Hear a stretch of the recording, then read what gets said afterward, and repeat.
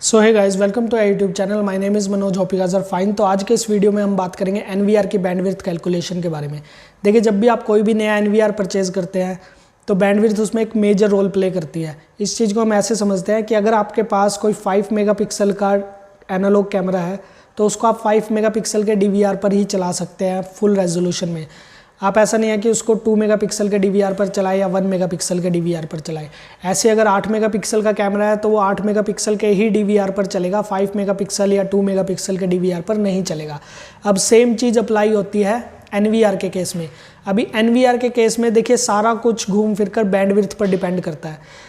अब अगर आप देखिए, आपके कोई भी साइट है उस पर आपने 2 मेगापिक्सल का कैमरा लगाना है तो एनवीआर की बैंडविड्थ कुछ और होगी। अगर आप 4 मेगापिक्सल के कैमरे पर जाएंगे तो एनवीआर की बैंडविड्थ कुछ और होगी। और अगर आप 8 मेगापिक्सल पर के कैमरे पर जाएंगे तो आपको और ज़्यादा बैंडविड्थ का एनवीआर परचेज करना पड़ेगा। लेकिन उसी एनवीआर पर आप 8 मेगापिक्सल का भी कैमरा चला सकते हैं, 4 मेगापिक्सल का भी, 2 मेगापिक्सल का भी। लेकिन बैंडविड्थ के अकॉर्डिंग कितनी क्वांटिटी में आप उस कैमरे को चला सकते हैं। जैसे अगर आपके पास 40 Mbps की बैंडविड्थ वाला 8 चैनल का एनवीआर है तो आप 2 मेगापिक्सल के तो 8 के 8 कैमरे उस पर चला सकते हैं, कोई प्रॉब्लम नहीं होगी। लेकिन 4 मेगापिक्सल के आप उस पर 8 कैमरे नहीं चला सकते, और 8 मेगापिक्सल के भी पूरे 8 कैमरे नहीं चला सकते। 8 मेगापिक्सल के आप उस पर 2 कैमरे या 3 कैमरे तक चला सकते हो। 4 मेगापिक्सल के आप उस पर 4 या 5 कैमरे चला सकते हो बैंडविड्थ के अकॉर्डिंग। तो बैंडविड्थ किन किन चीज़ों पर डिपेंड करती है? तो बैंडविड्थ डिपेंड करती है 4 चीज़ों पर, जो 4 फैक्टर हैं इसके। सबसे पहले है कंप्रेशन रेशो। जो आप आईपी कैमरा यूज़ कर रहे हो उसका कंप्रेशन रेशो क्या है, H.264 है या फिर H.265 है। अगर तो H.265 है तो आपको कम बैंडविड्थ की रिक्वायरमेंट पड़ेगी। अगर H.264 है तो आपको ज़्यादा बैंडविड्थ की रिक्वायरमेंट पड़ेगी। उसके बाद नेक्स्ट आता है रेजोल्यूशन। अब कैमरे की रेजोल्यूशन कितनी, यानी कि कितने मेगापिक्सल का है। अगर ज़्यादा मेगापिक्सल का है यानी कि 8 मेगापिक्सल का है तो आपको बहुत ज़्यादा बैंडविड्थ की रिक्वायरमेंट रहेगी। अगर 4 मेगापिक्सल का है तो थोड़ी कम बैंडविड्थ की रिक्वायरमेंट रहेगी, और अगर 2 मेगापिक्सल का है तो थोड़ी और कम बैंडविड्थ की रिक्वायरमेंट रहेगी। उसके बाद आता है फ्रेम रेट। तो फ्रेम रेट भी सेम चीज़ है। अगर फ्रेम रेट ज़्यादा है तो आपको बैंडविड्थ भी ज़्यादा चाहिए, फ्रेम रेट कम है बैंडविड्थ भी कम चाहिए। देन जो फोर्थ है वो आता है बिट रेट। तो बिट रेट पे भी, अगर बिट रेट ज़्यादा है किसी भी कैमरे का, अगर आपने ज़्यादा पर सेट किया है तो वो बैंडविड्थ भी ज़्यादा लेगा। तो यही 4 फैक्टर हैं, इन्हीं का हमने ध्यान रखना है और इन्हीं के अकॉर्डिंग हमने कैलकुलेट करना है बैंडविड्थ को। तो चलिए, हमारे पास है हिकविज़न का बैंडविड्थ कैलकुलेटर। उसकी हेल्प से हम कैलकुलेट करते हैं कि किसी भी साइट पर हमें कितनी बैंडविड्थ की रिक्वायरमेंट है एनवीआर के लिए और कितने हम कैमरे उस पर चला सकते हैं। तो चलिए स्टार्ट करते हैं। सो गाइस, अभी हम आ चुके हैं अपनी कंप्यूटर स्क्रीन पर। तो सबसे पहले हम ब्राउज़र को करेंगे ओपन और यहाँ पर लिखेंगे हिकविज़न बैंडविड्थ कैलकुलेटर। तो देखिए, जो फर्स्ट रिजल्ट आएगा हिक टूल सॉफ्टवेयर, उस पर क्लिक करेंगे और उसके बाद देखिए इस तरह का इंटरफेस हमारे सामने आएगा। तो सबसे पहले यहाँ पर देखिए जो ऑप्शन है वो है कैलकुलेट सेविंग टाइम का, देन कैलकुलेट डिस्क स्पेस का। तो ये जो दोनों ऑप्शन है ये हार्ड डिस्क से रिलेटेड है। तो इसमें आप पता लगा सकते हो कि कितने कैपेसिटी की आपको हार्ड डिस्क की रिक्वायरमेंट है कितने कैमरों के लिए। तो उसको फ़िलहाल हम बाद में देखेंगे। सबसे पहले हम देखते हैं कैलकुलेट बैंडविड्थ को। तो कैलकुलेट बैंडविड्थ में देखिए यहाँ पर रिक्वायर्ड बैंडविड्थ का ऑप्शन आ चुका है। तो सबसे पहले हमने क्या करना है, एक कैमरा ऐड करना है। तो हम फर्स्ट कैमरा ऐड करते हैं। तो यहाँ पर देखिए, यहाँ पर जो एनकोडिंग मोड है वो है H.264।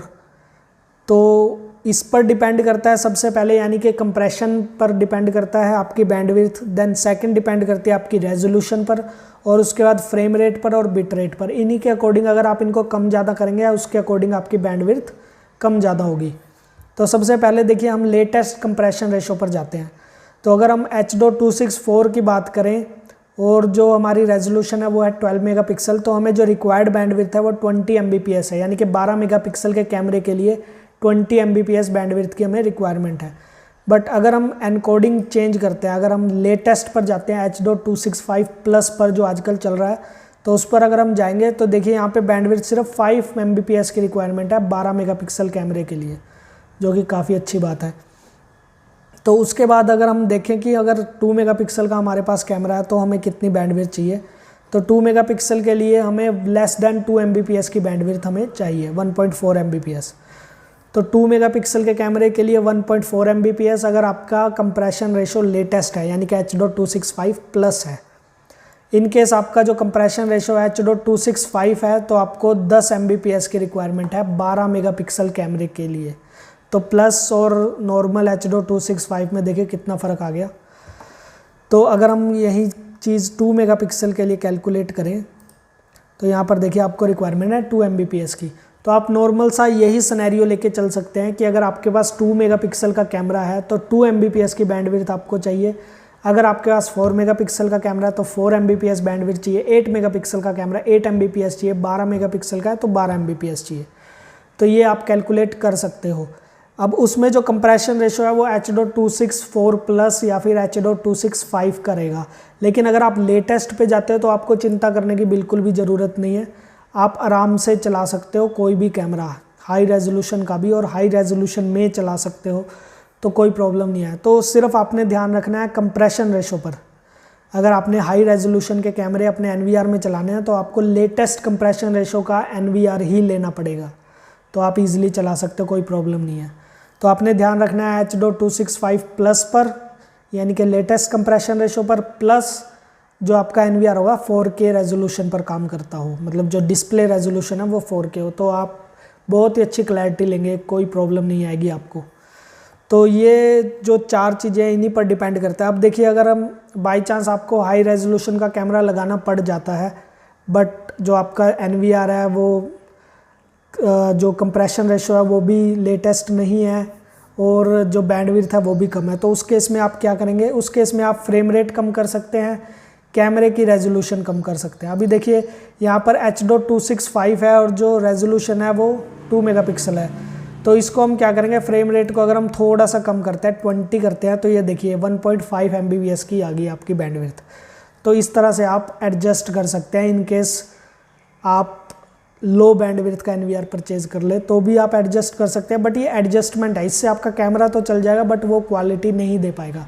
तो हमेशा जब भी आप NVR परचेज करें आपने देखना है कि लेटेस्ट कंप्रेशन रेशो का NVR परचेज करें।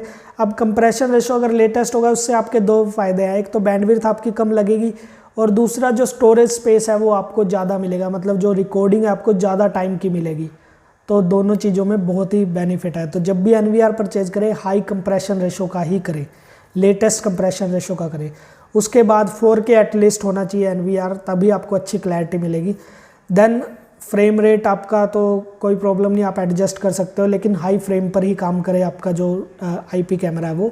देन बिट रेट भी आपका हाई होना चाहिए, तो आपको अच्छी पिक्चर क्लैरिटी मिलेगी। तो आशा करता हूँ आपको अच्छे से वीडियो समझ में आया होगा, बैंडविड्थ का इंपॉर्टेंस समझ में आया होगा, क्योंकि कभी कभी हम क्या करते हैं लो बैंडविड्थ का NVR ले लेते हैं लेकिन कैमरे हमें उस पर ज़्यादा लगाने होते हैं, तो उस केस में क्या होता है बैंडविड्थ NVR के पास इतनी नहीं होती कैमरों को यूज़ करने के लिए, तो उस केस में लैगिंग की प्रॉब्लम आती है, कैमरे रुक रुक कर चलते हैं और क्लैरिटी भी इतनी अच्छी नहीं आती है।